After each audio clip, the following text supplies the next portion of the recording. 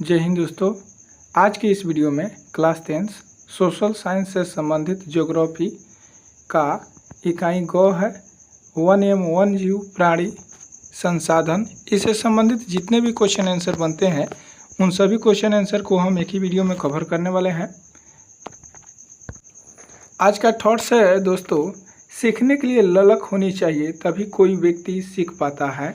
आप इस चीज़ से आप समझ पाए होंगे कि यदि आपके अंदर चाहत नहीं है किसी चीज़ को पाने की तो नहीं पाइएगा। सबसे पहले आपको सोचना पड़ेगा, अपने मन से सक्सेसफुल की भावना सोचनी पड़ेगी, आपको मन से वो पहले बनना पड़ेगा तभी वो मिलेगा। तो चलिए हम इसी थॉट के साथ नए जोश और जुनून के साथ आज के टॉपिक को स्टार्ट करते हैं। जैसा कि आप देख पा रहे हैं, ये इकाई गौ है वन एवं वन प्राणी लेसन 1 का, ठीक है। इसे कई पार्ट में डिवाइड किया गया है, उसी का इकाई गौ है। यदि आप इससे संबंधित पहले के वीडियो को ख क और लेसन 1 को नहीं देखे हैं तो आप पहले उसे देख लेंगे तो बहुत ही फ़ायदा होगा आपको, ठीक है दोस्त। इसमें आपके सभी ऑब्जेक्टिव सब्जेक्टिव क्वेश्चन का आंसर दिया जाएगा। बस आप वीडियो में बने रहे शुरू से अंत तक। आपको कोशिश की जाएगी कि सारे क्वेश्चन आंसर इस वीडियो में आपको समझा दी जाए और आपको याद भी हो जाए, आपको याद न करना पड़े। तो चलिए हम पहला क्वेश्चन को ले लेते हैं। दोस्तों हम बता दें कि क्वेश्चन आंसर ज़्यादा है, इसमें 10 लघु उत्तर यह है तथा 5 दीर्घ उत्तर यह है, इसलिए हम इस क्वेश्चन आंसर को फटाफट ही करने का प्रयास करेंगे, लेकिन फिर भी कोशिश करेंगे कि आपको याद कराते हुए चले। तो दोस्त आज का आपका पहला प्रश्न में कहा गया है, ध्यान दीजिएगा, भारत में 2001 में कितने प्रतिशत भौगोलिक क्षेत्र में वन का विस्तार है। कल के वीडियो में हम आपको वन से संबंधित काफ़ी फैक्ट बताए थे, भारत में कितने वन हैं और कितने प्रतिशत पे वन होना चाहिए, ये सारे बता दिए हैं। यदि आप पहले के वीडियो को नहीं देखे हैं तो हमारी एक रिक्वेस्ट है, बार बार रिक्वेस्ट है कि आप उस वीडियो को देख ले। वैसे इसके डिस्क्रिप्शन बॉक्स में भी उसका लिंक दे दिया गया है, आप उसे देख सकते हैं। तो आपको इसका आंसर हो जाएगा 2001 के अनुसार, जो जनगणना 2001 के अनुसार ये पूछा गया है। तो इसमें ऑप्शन आपका देख लेते हैं। ऑप्शन क में है 25% में ये सभी कह रहा है, ऑप्शन ख में है 19.27% और ऑप्शन ग में है 20% और घ में है 20.60%। तो दोस्त इसके अकॉर्डिंग अगर हम बात करें तो 2001 के जनगणना के अनुसार अगर हम बात करें तो भारत के भौगोलिक क्षेत्रफल का 19.27% वन फैला हुआ है। वैसे अभी आपको फिर से बताना चाहेंगे कि भारत, मान लीजिए कि भारत विश्व के क्षेत्रफल का 242% है, यानी 2.42% है। ठीक उसी प्रकार भारत में क्या है कि भारत की अब ये भूमि क्या हो गया, 2.42% जो है ये भारत का क्षेत्रफल है संपूर्ण विश्व के क्षेत्रफल का। तो ये अपने आप में 100% हो जाएगा दोस्त, समझ पा रहे हैं। तो ये जो 100% हो जाएगा तो इसका भारत में बताया गया है कि भारत में जितनी भी भूमि है उसका 33%, लगभग 33% क्या होनी चाहिए, वन होनी चाहिए। लेकिन 33% वर्तमान समय में नहीं है, लगभग 22% के आसपास है। 22% यानी कहने का मतलब है कि अभी भारत में जो है 21.84% लगभग इतना वन है। ये 2020 के आंकड़ा के अनुसार है। 2022 में आंकड़ा वन में हमेशा नहीं होता है उसकी क्षेत्रफल की जांच, लेकिन फिर भी 2-3 साल के अंतराल पर इसकी होते रहती है। जैसे कि जंगल में जितने भी जानवर होते हैं उसकी जनगणना 2 साल पे एक बार होती है, ठीक उसी तरह ये भी है, इसका भी क्षेत्रफल हर साल नहीं होता है। चलिए नेक्स्ट प्रश्न पे आते हैं। 2 नंबर प्रश्न में आपका कहा गया है दोस्त, ध्यान दीजिएगा, वन स्थिति रिपोर्ट के अनुसार भारत में वन का विस्तार है।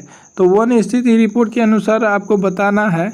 आपका ऑप्शन क है 20.60%, ऑप्शन ख है 20.55% और ऑप्शन ग है 20% और ऑप्शन घ इनमें से कोई नहीं। तो दोस्त आपका 2 नंबर प्रश्न का उत्तर हो जाएगा 20.55% अभी वन रिपोर्ट के अनुसार बताया गया था। ये भी 2001 के अनुसार बताया जा रहा है दोस्त। कितने के अनुसार? 2001 के अनुसार की बात ये किया जा रहा है, ठीक है दोस्त। नेक्स्ट प्रश्न पे आते हैं। अब आपका 3 नंबर प्रश्न में कहा गया बिहार में कितने प्रतिशत भौगोलिक क्षेत्र में वन फैला है। तो आप इसका आंसर तो आप बखूबी से समझ गए होंगे। इसका आंसर क्या होगा बताइए। तो देखिए 3 नंबर प्रश्न का जो आप समझ रहे हैं वो आंसर नहीं होगा। बिहार की बात करा जा रहा है यहाँ पे, ये नहीं कि भारत की, यहाँ पे बिहार की बात करा जा रहा है। भारत आप समझेंगे तो 20% यहाँ पे लगाइए देंगे, लेकिन यहाँ पे बिहार की बात किया गया है, तो इसलिए इसका आंसर हो जाएगा ऑप्शन घ, यानी कि 7%। ठीक है दोस्त, इसका आंसर 15% या फिर 20% नहीं होगा, तो इनका आंसर 7% हो जाएगा। यानी बिहार में जो भी क्षेत्रफल है, भौगोलिक क्षेत्रफल, उसका 7% क्षेत्र पे ही 7% क्षेत्र पर ही क्या है, वन है। और सबसे ज़्यादा वन कहाँ पाया जाता है बिहार में, आप बता सकते हैं। तो ये वाल्मीकि नगर अभ्यारण्य जो है ये पश्चिमी चंपारण में यहाँ पे पाया जाता है। इसके अलावा कैमूर की पहाड़ियाँ में भी वन पाए जाते हैं। चलिए नेक्स्ट क्वेश्चन पे आते हैं। आपका 4 नंबर प्रश्न में पूछा गया है दोस्त, पूर्वोत्तर राज्यों के 188 आदिवासी जिलों में देश के कुल क्षेत्रफल का कितना प्रतिशत वन पाया जाता है। यहाँ पे पूर्वोत्तर राज्यों में पूछा गया है। पूर्वोत्तर राज्य का मतलब हुआ दोस्त, जैसा कि आप इस इमेज को देख रहे हैं तो आप बता सकते हैं कि पूर्वोत्तर राज्य कौन सा हो गया दोस्त। तो ये यहाँ पे देख लीजिए, अगर इसे हम दिशा सूचक के रूप में देखें तो ऊपर वाला जो पार्ट होगा दोस्त, यहाँ पे ध्यान दीजिएगा, ऊपर वाले जो पार्ट होगा यहाँ पे ये वाला, ये क्या हो गया उत्तरी भारत, और नीचे वाला जो पार्ट हो गया इस साइड का, ठीक है दोस्त, तो ये वाला जो पार्ट है ये दक्षिणी भारत कहलाएगा। नीचे वाला पार्ट क्या कहलाएगा, दक्षिणी भारत, यानी कि यहाँ से ये जो है दक्षिण भारत के अंतर्गत आएंगे और ये उत्तरी भारत के अंतर्गत आएंगे, और यही जो दोस्त है ये वाला पूर्वी भारत के अंतर्गत आता है, और यहाँ का जो क्षेत्र बच जाता है, ये जो क्षेत्र है ये पश्चिमी भारत के अंतर्गत आते हैं, और ये जो मेन पोर्शन बच गया है बीच का, ये क्या है दोस्त, ये मध्य भारत के अंतर्गत आते हैं। तो आपका जो क्वेश्चन में किया गया था पूर्वी भारत में, तो यहाँ पे क्या है, यहाँ पे सबसे ज़्यादा मात्रा में क्या है, जंगल पाए जाते हैं दोस्त। ठीक है, आप समझ पाए होंगे इस इमेज के थ्रू। ठीक है, ये हमारा प्यारा सा भारत है, आप इसमें जंगलों को भी समझ पाए हैं। चलिए हम नेक्स्ट क्वेश्चन पे आ जाते हैं। तो दोस्त आपका 4 नंबर प्रश्न का क्या आंसर हो जाएगा, यानी पूर्वोत्तर भारत के 188 आदिवासी जिलों में देश के कुल क्षेत्रफल का लगभग कितना प्रतिशत वन पाया जाता है। तो दोस्त इसका आंसर हो जाएगा 60%। कितना हो जाएगा दोस्त, 60% हो जाएगा। ठीक है, आप समझ पा रहे होंगे 60% क्या है कि वन पाया जाता है, 60.1%। चलिए 5 नंबर क्वेश्चन पे आते हैं। 5 नंबर आपका कहा गया है किस राज्य में वन का सबसे अधिक विस्तार है।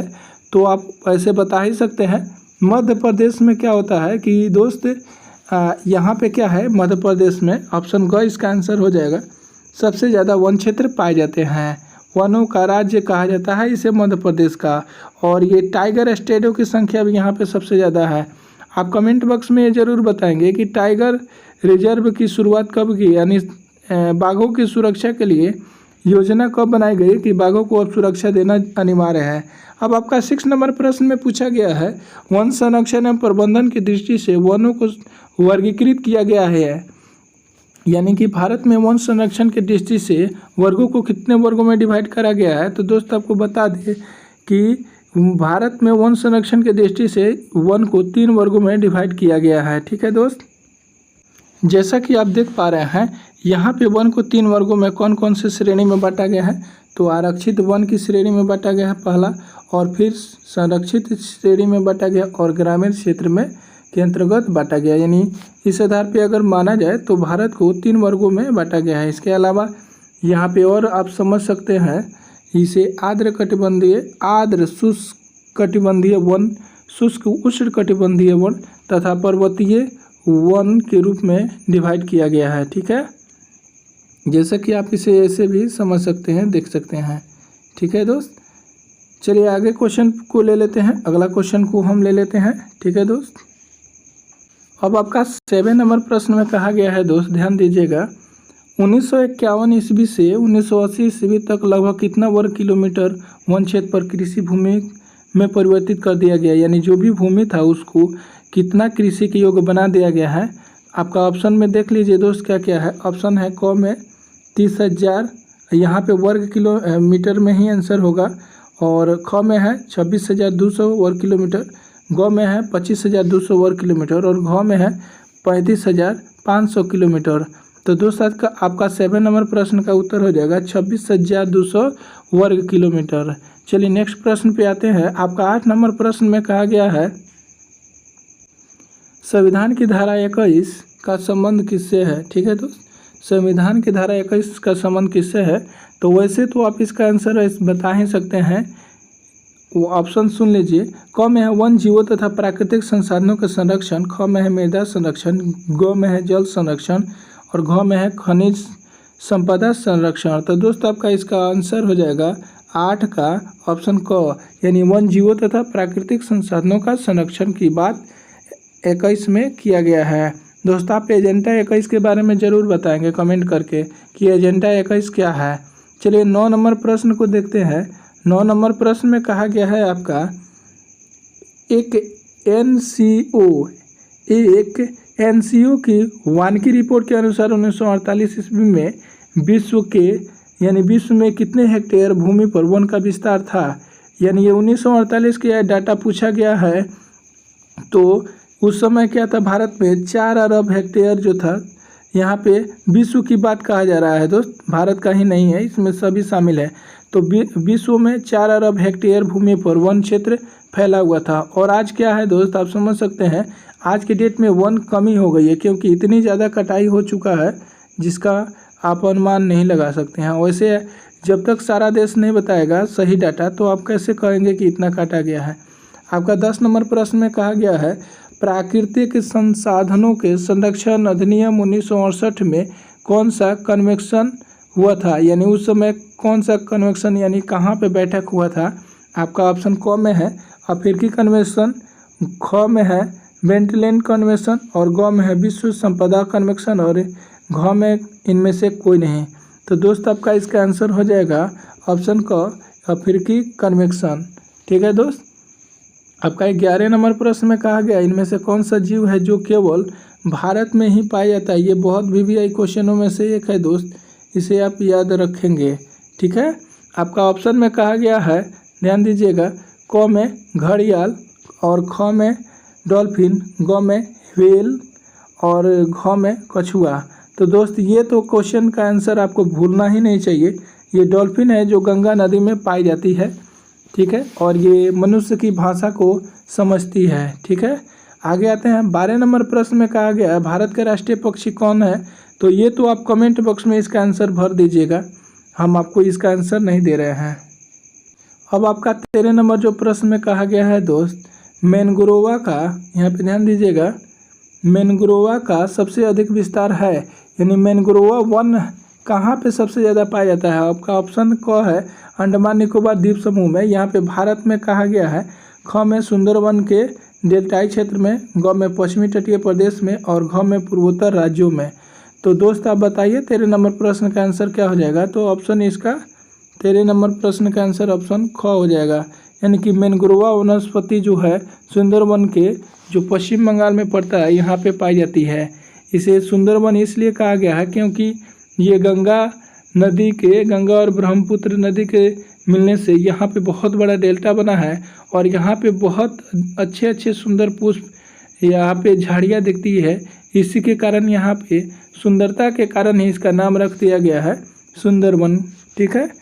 चलिए नेक्स्ट क्वेश्चन को आते हैं। आपका 14 नंबर प्रश्न में कहा गया है, ये भी VVI में है, आप इसे VVI में कर लेंगे पिछला प्रश्न को और इस प्रश्न को भी। आपका 14 नंबर में कहा गया टेक्सोल का उपयोग होता है। ऑप्शन है क मलेरिया, ख एड्स में और ग कैंसर के उपचार में और घ टीबी के उपचार के लिए। यानी किस लिए होता है टेक्सोल का उपयोग दोस्त। तो आपको तो इसका आंसर पता ही होगा, कैंसर के उपचार में टेक्सोल का उपयोग होता है। और आप बताइएगा टेक्सोल जो है किस वृक्ष से पाया जाता है। चलिए आपका 15 नंबर प्रश्न में कहा गया है चरक का संबंध किस देश से था।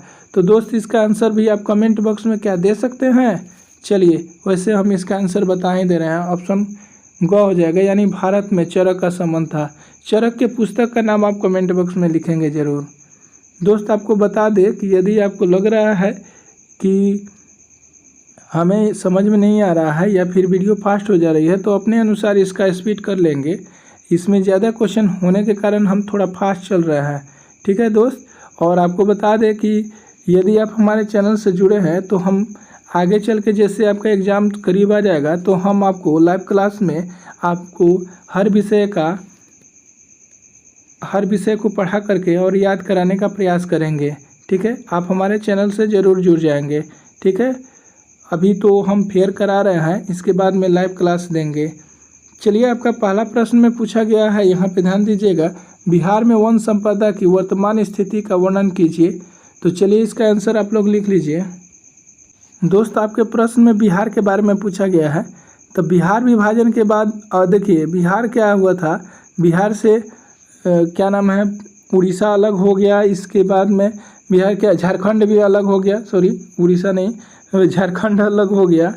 तो झारखंड जब अलग हो गया तो उस समय अविभाजित जो बिहार था तो उस समय वन का विस्तार ज़्यादा था, लेकिन अब क्या हो गया है, थोड़े और कम हो गए हैं।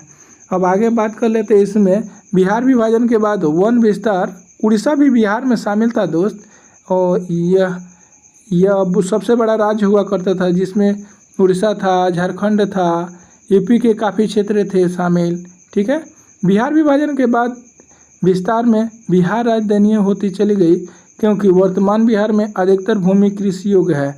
मात्र 6,764.14 हेक्टेयर में वन क्षेत्र बच गया है, क्योंकि झारखंड चला गया है।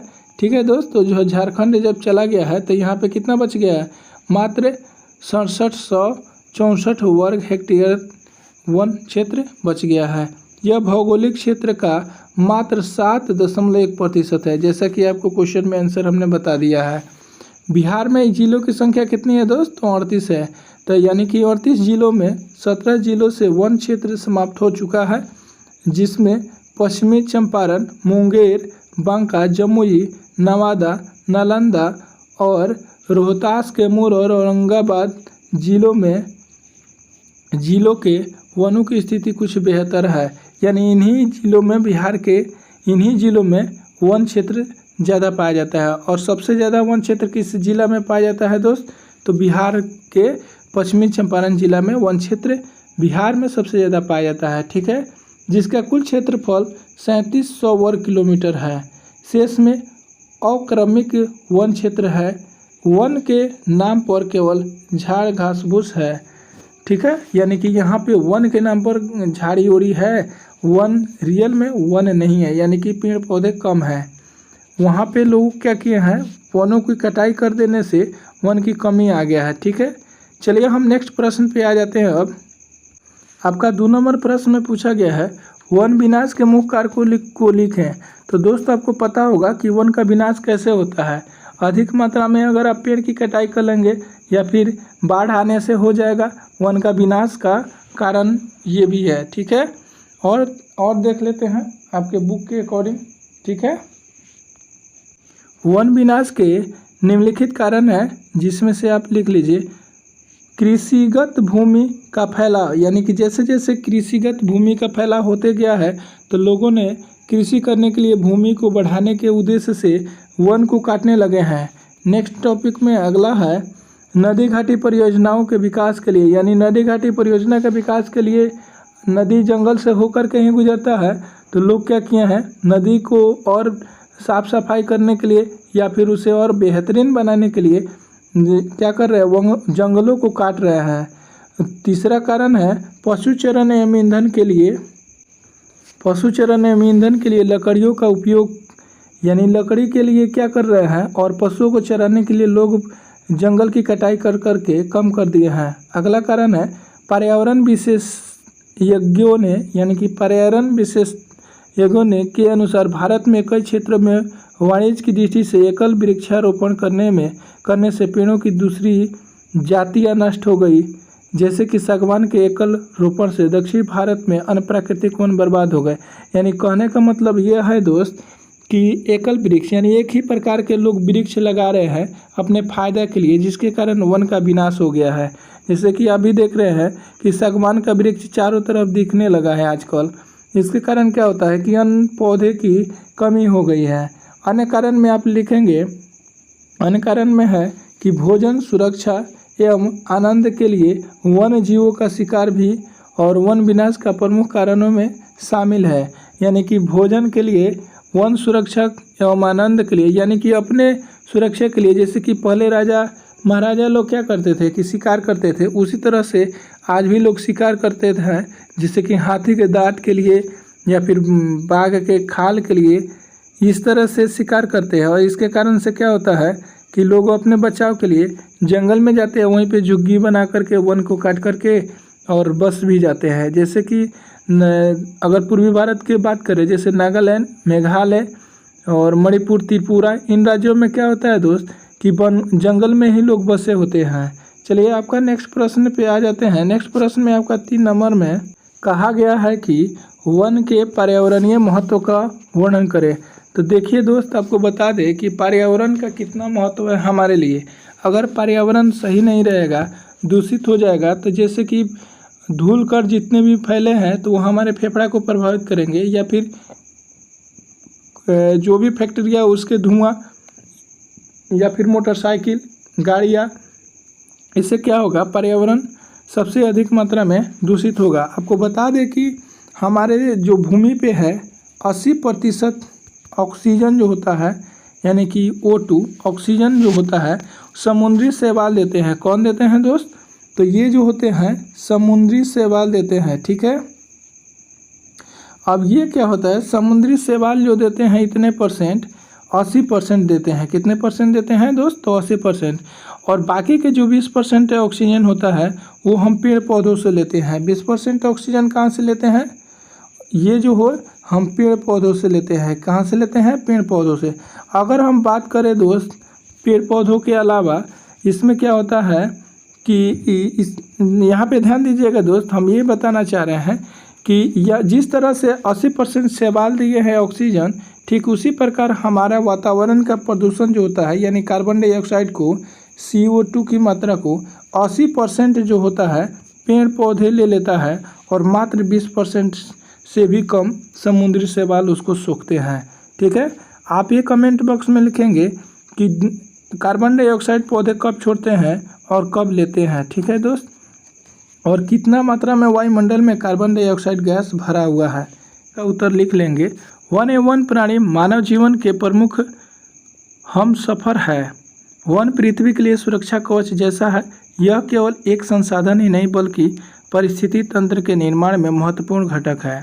यह जीवन मंडल में सभी जीवों को संतुलित स्थिति में जीने के लिए अथवा संतुलित परिस्थिति तंत्र के निर्माण में सर्वाधिक योगदान देता है, क्योंकि सभी जीव के लिए खाद्य ऊर्जा का प्रारंभिक स्रोत कौन है? वनस्पति ही है, ठीक है दोस्त।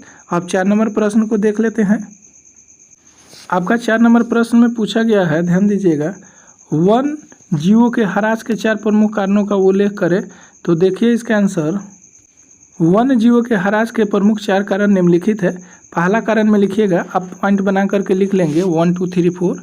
प्राकृतिक आवासों का अतिक्रमण, यातायात की सुविधाओं में वृद्धि आदि कारणों से जीवों के प्राकृतिक आवासों का अतिक्रमण हो रहा है, जिससे वन जीवों की सामान्यता वृद्धि, प्रजनन क्षमताओं में कमी आ रही है। नेक्स्ट कारण में आप लिखेंगे, प्रदूषण जनित समस्या के कारण वन जीवों का जीवन चक्र प्रभावित हो रहा है। चौथा नेक्स्ट कारण में लिखेंगे, आर्थिक लाभ, अनेक वन जीवों एवं उनके उत्पादन का उपयोग आर्थिक लाभ के लिए हो रहा है, जिससे उनका दोहन भी हो रहा है, ठीक है। और चौथा कारण में आप लिखेंगे, सहविलुप्तता,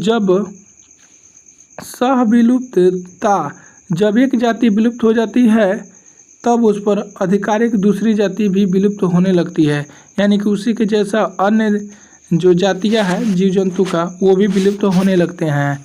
चलिए अब हम नेक्स्ट प्रश्न पे आ जाते हैं। आपका 5 नंबर प्रश्न में कहा गया है, वन और वन जीवों के संरक्षण में सहयोगी रीति रिवाजों का उल्लेख कीजिए।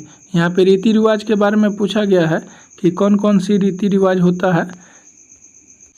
आंसर सेट लिख लीजिए 5 नंबर का, सहयोगी रीति रिवाजों का वन और वन जीवों के संरक्षण में काफ़ी महत्वपूर्ण योगदान है। ग्रामीण लोग कई धार्मिक अनुष्ठानों में 100 से अधिक पादप प्रजातियों का प्रयोग करते हैं और इन पौधों को अपने खेतों में भी उगाते हैं। आदिवासियों को अपने क्षेत्र में पाए जाने वाले पेड़ पौधों तथा वन्य जीवों से भावात्मक एवं, यहाँ पे ध्यान दीजिएगा, वन्य जीवों से भावात्मक एवं आत्मीय लगाव होता है। जो वहाँ के आदिवासी लोग होते हैं, ज़्यादा वहाँ के जो जीव जंतु होते हैं और जो पौधे होते हैं उनसे लगाव रखते हैं। जैसे कि चिपको आंदोलन के बारे में आप सुना ही होगा। वे प्रजनन काल में मादा वन पशुओं का शिकार नहीं करते, वन संसाधनों का उपयोग चक्रीय पद्धति से करते हैं। वन के खास क्षेत्रों को सुरक्षित रख उसमें प्रवेश नहीं करते हैं। यानी कि मान लीजिए कि जो पौधे अभी छोटे हैं, यानी कि जिसकी ज़रूरत नहीं है या फिर कितना हो ज़रूरी पड़ जाए उसका पालन पोषण करना ज़रूरी होता है, तब उसमें वे लोग बैन लगा देते हैं कि उस क्षेत्र में कोई भी नहीं जाएगा, वहाँ से कोई भी जानवर को या फिर कोई भी पौधों को नहीं काटेगा, नहीं नुकसान पहुँचाएगा। चलिए नेक्स्ट प्रश्न पे आते हैं। चलिए नेक्स्ट प्रश्न आपका चिपको आंदोलन क्या है, यहीं आ गया है। चलिए इसे देख लेते हैं हम। जैसा कि आपको पता होगा दोस्त कि यह जो है चिपको आंदोलन उत्तर प्रदेश के टिहरी गढ़वाल पर्वतीय जिलों में सुंदरलाल बहुगुणा के नेतृत्व में अनपढ़ जातियों द्वारा सन 1972 ईस्वी में एक आंदोलन शुरू हुआ जिसे चिपको आंदोलन कहा गया। ठीक है, कहा जाता है। इस आंदोलन में स्थानीय लोग ठेकेदार को हरे भरे पौधों को काटने देख बचाने के लिए अपने आगोश में, यानी कि उसे पाजा में, जैसे कि आप समझ सकते हैं, जैसे कि कोई व्यक्ति लिपटता है ना, उस तरह से औरत जो थी गौरा देवी इसमें की औरतों की नेता थी और पुरुषों में सुंदरलाल बहुगुणा। ठीक है दोस्त, इसकी रक्षा करते थे और इसे कई यानी कि नष्ट होने से बचाते थे। हुआ क्या था दोस्त, अंग्रेजों ने ही नहीं बल्कि ठेकेदार ने ज़्यादा मात्रा में पेड़ की कटाई शुरू कर दिया था और उसी को बचाने के लिए, यानी कि पेड़ों को बचाने के लिए सुंदरलाल बहुगुणा तथा गौरा देवी ने ये आंदोलन का मुख्य कर्ता धर्ता बने थे और ये आंदोलन को चलाए थे। चलिए नेक्स्ट प्रश्न को आ जाते हैं हम लोग। अब आपका 7 नंबर प्रश्न में पूछा गया है, ध्यान दीजिएगा, कैंसर रोग के उपचार में वन का क्या योगदान है। तो चलिए इसका आंसर देख लेते हैं हम। हिमालय एवं चीन के प्रकार का सदाबहार वृक्ष टेक्सोल, यानी कि जैसा कि आपको पता होगा कि दोस्त कैंसर कितना भयंकर बीमारी है, तो इससे बचने के लिए हमारे वैज्ञानिकों ने एक वृक्ष है जो कि हिमालय क्षेत्र में पाया जाता है। चलिए इसके बारे में हम देख ही लेते हैं। हिमालय यानी यह एक औषधि पौधा है, यानी कौन सा है, जो चीड़ के प्रकार का सदाबहार वृक्ष से टेक्सोल बेनेटेका एमटी ब्राइटिफोनेलिया, ये इसका नाम है। यानी यहाँ पे आप सिर्फ ध्यान देंगे कौन सा वृक्ष है, तो टेक्सोल का वृक्ष है। इसी से जो कैंसर की दवा बनाई जाती है, ठीक है, और औषधि इसी से बनता है उसका दवा, जो हिमालय और अरुणाचल प्रदेश के कई क्षेत्रों में पाया जाता है। चीड़ की छाल, पत्तियाँ, टहनियों और जड़ों से टेक्सोल नामक रसायन निकाला जाता है। इससे कैंसर रोधी औषधि बनाई जाती है। यह विश्व में सबसे अधिक बिकने वाली कैंसर औषधि है। जैसे कि किसी को भी कैंसर हो जाता है तो इसी का औषधि लगाया भी जाता है, मलहम के रूप में भी इसका इस्तेमाल हो रहा है आजकल। चलिए नेक्स्ट प्रश्न पे आते हैं। आपका 8 नंबर प्रश्न में कहा गया है, ध्यान दीजिएगा यहाँ पे, 10 लुप्त होने वाले पशु पक्षियों का नाम बताएं। यानी कि पशु और पक्षी दोनों को सम्मिलित आप कर सकते हैं, तो आप आंसर शीट भर लीजिए। 10 लुप्त होने वाले पशु पक्षियों का नाम निम्नलिखित इस प्रकार से है। आप यहाँ पे आंसर भरेंगे दोस्त। एशियाई चीता, ये भी क्या है, विलुप्त हो चुका। गुबन सिर वाला बतख, डोडो गिद्ध भारत में पाया जाता है। थाईलैंड सीन ऑस्ट्रेलिया में पाए जाते हैं। स्वीटर्स सिकाऊ रूस में पाया जाता है। शेर की 3 प्रजातियाँ बाली, जावन एवं कस्पियन अफ्रीका में भी ये पाए जाते हैं। कस्तूरी मृग अफ्रीकन, और इसके अलावा चीतल, ये क्या है, ये विलुप्त हो चुके हैं। ठीक, ये विलुप्त होने वाले पशु पक्षियों में से शामिल है। आपको पूछ ही दिया जाएगा कि डोडो गिद्ध जो होता है, डोडो और गिद्ध कहाँ किस देश से विलुप्त हो चुके हैं, या फिर थाईलैंडसिन जो है ये किस देश की पक्षी है जो विलुप्त हो चुकी है, या फिर यहाँ पे पूछा जाता है कस्तूरी मृग के बारे में, ध्यान दीजिएगा, और तीतल के बारे में। ये इम्पोर्टेंट है दोस्त, ये किस देश का है, तो ये आप देख लीजिए अफ्रीका महादेश का है, यहाँ से ये विलुप्त हो चुका है। चलिए नेक्स्ट क्वेश्चन पे आते हैं। आपका 9 नंबर प्रश्न में कहा गया है वन जीवों के ह्रास में प्रदूषण जनित समस्याओं पर अपना विचार स्पष्ट कीजिए। है आप इसे आंसर शीट में लिख लेंगे। परावैज्ञानिक किरणें, अम्ल वर्षा और हरित गृह प्रभाव प्रमुख प्रदूषक है, ठीक है, जिन्होंने वन्य जीवों को काफ़ी प्रभावित किया है। इसके अलावा वायु, जल एवं मृदा प्रदूषण के कारण वन्य जीवन चक्र गंभीर रूप से प्रभावित हो रहा है। इससे इनकी प्रजनन क्षमता प्रभावित हो रही है। आगे बात करें हम, इसी के फलस्वरूप धीरे धीरे वन्य जीव संकटग्रस्त होते जा रहे हैं और हमारे वन्य जीवों को काफ़ी नुकसान झेलना पड़ता है। इसी के कारण क्या होता है कि कई जीव जाति का प्रजाति ही विलुप्त होती जा रही है, और कितनी तो हो ही गई। जैसे कि इससे पहले के 10 विलुप्त होने वाले प्राणी का नाम आप देखे हैं। अब आपका लघु उत्तरीय प्रश्न का लास्ट 10 नंबर प्रश्न होगा, भारत के 2 प्रमुख जैव मंडल क्षेत्र का नाम बताएं। क्षेत्रफल एवं राज्यों का नाम बताना है यहाँ पे। तो चलिए, भारत के 2 प्रमुख जैव मंडल क्षेत्र का नाम निम्नलिखित है, आप यहाँ पे लिख लेंगे जो भी है। पहला क्षेत्र हो जाएगा नीलगिरी, 55-20 वर्ग किलोमीटर तक फैला हुआ है, जो तमिलनाडु, केरल, कर्नाटक में फैला हुआ है। दूसरा आप लिख लेंगे मानस, जो 2887 वर्ग किलोमीटर में फैला है और यह असम में फैला हुआ है, ठीक है। चलिए, अब दीर्घ उत्तरीय प्रश्न में हम प्रवेश कर चुके हैं, जो कि आपका 5 प्रश्न दिया गया है। इसे हम फटाफट देख लेते हैं। आपका पहला प्रश्न में कहा जा रहा है वन एवं वन्य जीवों के महत्व का विस्तार से वर्णन कीजिए। चलिए दोस्तों, अब इसका आंसर शीट आप भर लीजिए। आंसर शीट में लिखेंगे आप पहले वन एवं वन्य जीव के महत्व निम्नलिखित है, जो इस प्रकार है। पहला महत्व को लिखेंगे प्राकृतिक संतुलन। अब यहाँ पे आप है दोस्त, इस तरह से करके आप सिंबल बना के लिखेंगे तो आपका स्कोर बढ़ेगा, ठीक है।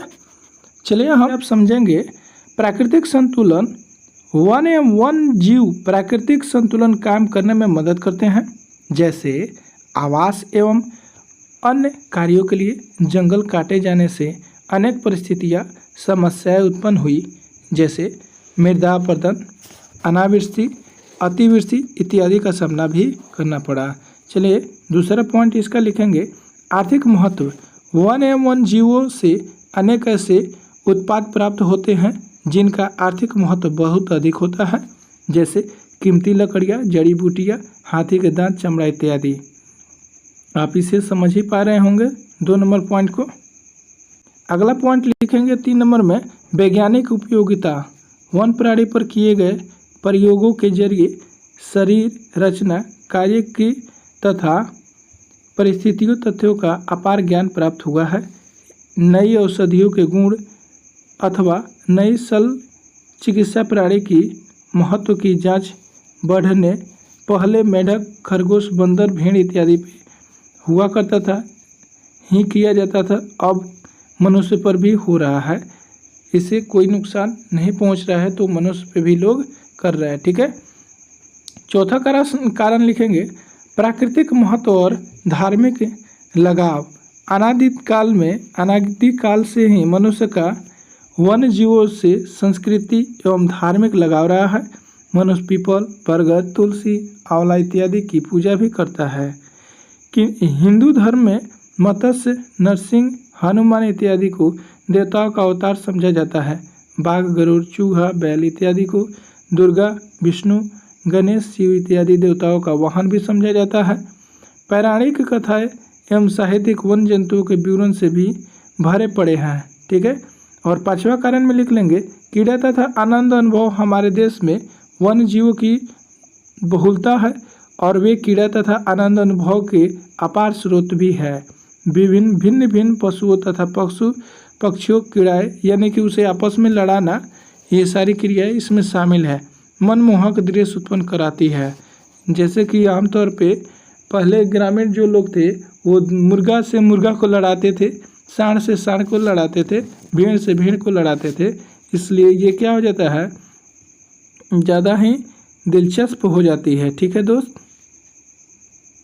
चलिए अब हम नेक्स्ट प्रश्न पे आ गए हैं। आपका 2 नंबर प्रश्न में कहा गया है कि वृक्षों के घनत्व के आधार पर वनों का वर्गीकृत कीजिए और सभी वर्गों का वर्णन भी करें। यानी जितना भी आप लिखेंगे उसे बताना भी है।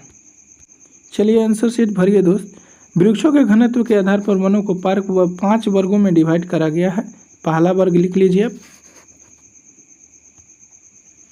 अत्यंत सघन वन। भारत में इस प्रकार के वन विस्तार लगभग 54.6 लाख हेक्टेयर भूमि पर है, जो कुल भौगोलिक क्षेत्र का लगभग 1.66% है। असम और सिक्किम को छोड़कर समूचा पूर्वोत्तर राज्य इस वर्ग में आते हैं। इन क्षेत्रों में वनों का घनत्व 75% से अधिक पाया जाता है। दूसरा कारण में दूसरा लिखेंगे आप पॉइंट बनाकर। ठीक है, सघन वन, इसके अंतर्गत 73.60 लाख हेक्टेयर भूमि आती है, जो कुल भौगोलिक क्षेत्र का मात्र 3% ही है। जो हिमालय, ये कहाँ पाई जाती है, तो हिमालय सिक्किम, यानी हिमालय के सिक्किम, मध्य प्रदेश, जम्मू कश्मीर, महाराष्ट्र एवं उत्तराखंड के पहाड़ी क्षेत्रों में ये पाई जाती है। यानी हिमालय में भी पाई जाती है, सिक्किम में भी पाई जाती है, मध्य प्रदेश में, जम्मू कश्मीर, महाराष्ट्र एवं उत्तराखंड के पहाड़ी क्षेत्रों में ये पाई जाती है। आप इसे ये ध्यान रखेंगे दोस्त कि सघन वन कहाँ पाए जाते हैं, विरल वन कहाँ पाए जाते हैं, कौन से वन कहाँ पाए जाते हैं। इस प्रकार के वनों का विस्तार, यहाँ वनों का घनत्व 6 से 21.99% पाया जाता है। यानी कि यहाँ पे वनों का घनत्व क्या है, ज़्यादा पाया जाता है। जैसे ये अत्यंत सघन वन है, ये कहाँ पाया जाता है, सिक्किम, ध्यान दीजिएगा, सिक्किम को छोड़कर ये पूर्वोत्तर राज्यों में पाया जाता है। ये ध्यान रखेंगे, ये ऑब्जेक्टिव में पूछा जाता है। चलिए 3 नंबर में आपका है खुले वन। अब खुले वन के बारे में देखिए, 2.59 करोड़ हेक्टेयर भूमि पर इस प्रकार के वनों का विस्तार है। यह कुल भौगोलिक क्षेत्र का मात्र 7.12% है। कर्नाटक, तमिलनाडु, केरल, आंध्र प्रदेश, उड़ीसा के कुल जिले एवं असम के 16 आदिवासी जिलों में इस प्रकार के वनों का विस्तार है। असम आदिवासी जिलों में वृक्षों का घनत्व यहाँ पे, यानी कि असम के क्षेत्र में ये वन पाए जाते हैं, जो 23.89% है। नेक्स्ट चलते हैं, चौथा पॉइंट बना के आप लिखेंगे दोस्त, झाड़ियाँ एवं अन्य वन, यानी कि इसमें झाड़ियाँ भी आ जाती हैं। यहाँ पे लिखिएगा, ये राजस्थान होगा। यहाँ पे राजस्थान का मरुस्थलीय क्षेत्र एवं अर्धशुष्क क्षेत्र में इस प्रकार के वन पाए जाते हैं। यानी कि झाड़ियाँ वाला वन कहाँ पाए जाते हैं, ये नदी के किनारे में भी पाए जाते हैं। इसके अलावा ये राजस्थान के मरुस्थलीय क्षेत्र में पाए जाते हैं। पंजाब, हरियाणा, उत्तर प्रदेश और यह बिहार, पश्चिम बंगाल के मैदानी भागों में वृक्ष का घनत्व पाया जाता है, जो 10% से भी कम है। इसलिए यह क्षेत्र इसी वर्ग में सम्मिलित है। इसके अंतर्गत 2.459 करोड़ हेक्टेयर भूमि पर ही यह भौगोलिक क्षेत्रफल विस्तृत है। ठीक है, जो 8.66% माना जाता है। आपका लास्ट है इसका 5वां पॉइंट, मैनग्रोवा, यानी कि इसे तटीय वन भी बोला जाता है। ठीक है दोस्त, मैनग्रोव तटीय वन। वृक्ष के तटीय वन क्षेत्र मैनग्रोव्स का मात्र 5% यानी 4500 किलोमीटर क्षेत्र ही भारत में है, जो समुद्र तटीय राज्यों में फैला है। इसमें आधा क्षेत्र पश्चिम बंगाल का सुंदरवन है। इसके बाद गुजरात के अंडमान निकोबार द्वीप समूह आते हैं। कुल मिलाकर 12 राज्यों तथा केंद्र शासित प्रदेशों में मैनग्रोव वन, जिसमें आंध्र प्रदेश, गुजरात, कर्नाटक, महाराष्ट्र, उड़ीसा, तमिलनाडु, पश्चिम बंगाल, अंडमान निकोबार द्वीप समूह और पुडुचेरी, केरल एवं दमन द्वीप में ये वन पाए जाते हैं।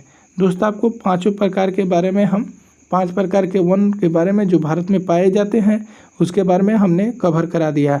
चलिए अब हम नंबर प्रश्न में कहा गया है, यहाँ ध्यान दीजिएगा, जैव विविधता क्या है, मानव के लिए क्यों महत्वपूर्ण है जैव विविधता। चलिए इसका आंसर शीट भर लेंगे आप। चलिए दोस्तों, इसका उत्तर लिखिए आप।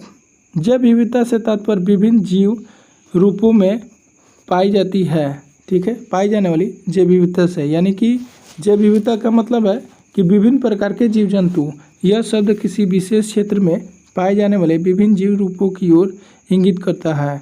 एक मोटे तौर पर अगर इसे माना जाए तो इसके मुताबिक पृथ्वी पर जीवों की करीब 1 करोड़ प्रजातियां पाई जाती है।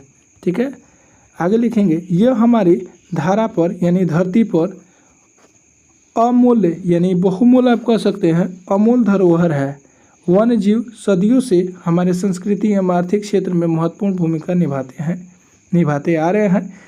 इनसे हमें भोजन, वस्त्र के लिए रेशे, खाले, आवास इत्यादि सामग्री, अन्य उत्पादन प्राप्त भी होते हैं।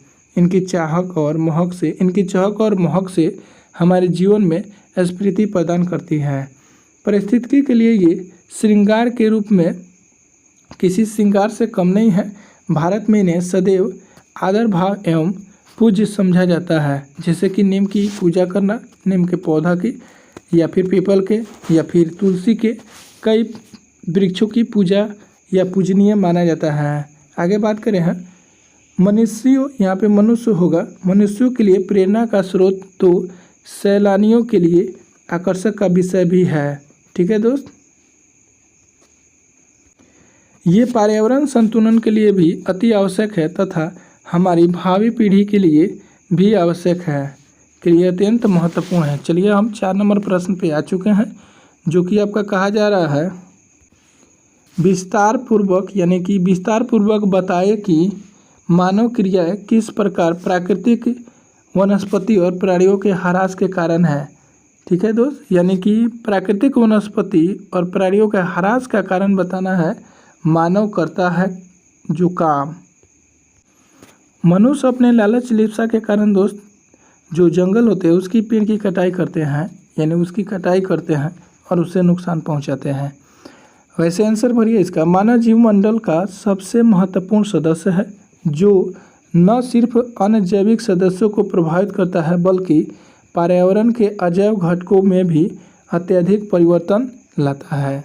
मानव अपनी बुद्धि और विवेक के कारण प्रकृति के दूर जीवों और अजैविक घटकों का प्रयोग कर अपने जीवन को सुखमय और आरामदायक बनाता है, किंतु जब मानव के क्रियाकलाप अनियंत्रित हो जाते हैं तो पर्यावरण के घटकों जैसे वायु, जल तथा मृदा एवं दूसरे जीवों में अनावश्यक परिवर्तन आ जाता है, जो वनस्पति एवं प्राणियों का प्रतिकूल प्रभाव डालता है, जिससे मनुष्यों को आगे चल के हानि का सामना करना पड़ता है। मानव खेती के लिए कारखाने स्थापित करने के लिए बड़े पैमाने पर जंगल को काट रहा है और अभी भी काटता जा रहा है। शाकाहारी एवं मांसाहारी जानवरों का अंधाधुंध शिकार कर रहे जीवों की असंतुलन पैदा कर दिया है और बहुत से जंतु लुप्त हो चुके हैं और लुप्त होने के कगार पे है, जैसे सिंह, बाघ, गैंडा, चीता, बारहसिंगा, कस्तूरी मृग इत्यादि इसमें शामिल है। मानव के निम्नलिखित क्रियाकलाप वनस्पति एवं प्राणी जगत में ह्रास के कारण है। अब इसके ह्रास के कारण को आप लिख लीजिए। आप इसे पॉइंट बना करके लिखेंगे। औद्योगिकरण में अनियोजित वृद्धि, दूसरा कारण में लिखेंगे जंगली जंतुओं का शिकार, तीसरा कारण में लिखेंगे आवासीय एवं कृषि योग्य भूमि का विस्तार, चौथा कारण में लिखेंगे हानिकारक रसायनों का अनियोजित प्रयोग और नेक्स्ट कारण में लिखेंगे आर्थिक लाभ प्राप्त करने हेतु जैव विविधताओं का अतिदोहन और नेक्स्ट कारण में जनसंख्या में वृद्धि इत्यादि बहुत सारे कारण हैं दोस्त। आप बस कुछ सीमित लिखेंगे जो आपको ज़्यादा सटीक लगे। ठीक है दोस्त, आपका दीर्घ उत्तरीय का 5वां और इस वीडियो का लास्ट क्वेश्चन है दोस्त, भारतीय जैवमंडल क्षेत्र की चर्चा करें, विस्तार से इसके बारे में बताना है। चलिए दोस्त, इसका आंसर सीट आप भर लेंगे। हमारे देश जैव विविधता के संदर्भ में विश्व के सर्वाधिक समृद्ध देशों में से एक है।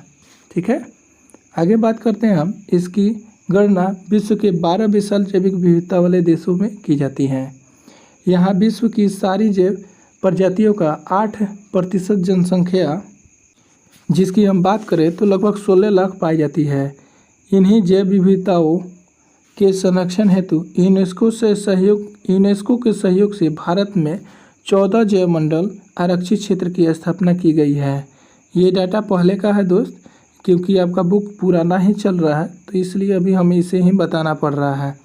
एक तरफ से लिखा गया है क्रम संख्या, दूसरा में है जयमंडल रिजर्व क्षेत्र और कुल भौगोलिक क्षेत्र और की स्थिति। ठीक है दोस्त, तो चलिए हम कोशिश करेंगे इस पॉइंट को आप इसी वीडियो में याद कर लें। नीलगिरी, तो नीलगिरी जो है ये कितना क्षेत्रफल पर विस्तृत है, तो 5502 वर्ग किलोमीटर क्षेत्रफल। नंदा देवी 2236 वर्ग किलोमीटर। नोकरेक 820 वर्ग किलोमीटर। मानस 2837 वर्ग किलोमीटर। तो दोस्त आपको इतना सारा याद नहीं करना है, सिर्फ आपको जो याद करना है वो चीज़ देख लें आप। ठीक है, यानी कि इसमें से हम बताते जा रहे हैं। नीलगिरी, यहाँ से आप नीलगिरी को याद कर लेंगे, नंदा देवी को याद कर लेंगे। ठीक है, सुंदरबन को याद कर लेंगे, मानस को याद कर लेंगे। ठीक है, ये ज़्यादा पूछे जाने वाले क्वेश्चनों में से है। ठीक है, इसके अलावा हम आगे बढ़ रहे हैं। सिमलीपाल लिखा है यहाँ पे, तो ये सिमलीपाल पूछा जाता है जो कि उड़ीसा में है। और इसके अलावा दिहांग आप याद कर लेंगे, कंचनजंगा पंचमढ़ी याद कर लेंगे दोस्त। इसके अलावा चलिए बस इतना ही इसमें रहने दीजिए। इसकी मुख्य विशेषताएं में अगर हम बात करें, चलिए दोस्त हमने इसका रिवीजन किया और हमें कुछ खास इसमें नहीं लगा। इसमें से आप एक ब्रह्मपुत्र जो है, यानी कि गंगा और ब्रह्मपुत्र नदी से बनता है, 5 नंबर पॉइंट को याद कर लेंगे ये वाला। इसका निर्माण कैसे होता है, गंगा और ब्रह्मपुत्र के डेल्टा से इसका निर्माण होता है। कहाँ पे दोस्त, तो पश्चिम बंगाल में। ठीक है, और इसके नीचे वाला जस्ट देखेंगे मन्नार की खाड़ी वाला, इसे भी एक नज़र देख लेंगे। भारत और श्रीलंका के बीच में स्थित है मन्नार की खाड़ी में। इसके अलावा यहाँ पे चले आइए सिमलीपाल के बारे में, जो उड़ीसा में पड़ता है, मयूरभंज जिला में पड़ता है। ये यहाँ पे देख लीजिए, इसको याद कर लेंगे। ठीक है, और कुछ नहीं दोस्त, बस इतना ही। हम आशा करते हैं कि ये वीडियो आपको हेल्पफुल लगा होगा। चलिए हम फिर मिलते हैं जल्द ही इसके अगले चैप्टर के साथ में। तब तक के लिए आप सभी जब भी वीडियो को देख रहे हैं खुश रहिए। Best of luck. Thanks for watching this video.